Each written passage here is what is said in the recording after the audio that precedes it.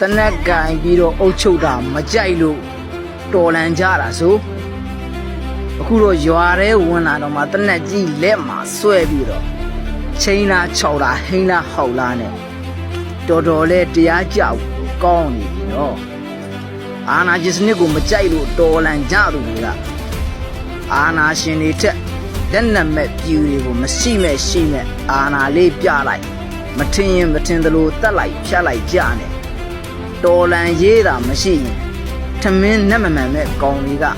ပြောလိုက်ရင်ကြီးကြီးကျယ်ကျယ်တွေပြောပြီးတော့တထောင်းစားလို့ခွက်ခေါက်ဖို့ပဲတက်ကြတာပေါ့ကွာမကြိုက်ရင်လည်းပြောရအောင်မဲကွာမင်းတို့ဟာကပြည်သူကာကွယ်ရေးမဟုတ်တော့ဘူးပြည်သူတပ်ဖြတ်ရေးဖြစ်နေပြီအခုလိုပြောရင်လည်းလူသက်ဓမြတိုက်ပြန်ပေးဆွဲအလုတ်တာလုတ်တဲ့ကြပြီစစ်ကြောင်းလာရင်အရင်ပြေးတဲ့ပလီဂျီအက်တွေကတော့လာဆဲကြပါလိမ့်မယ်ဗျာ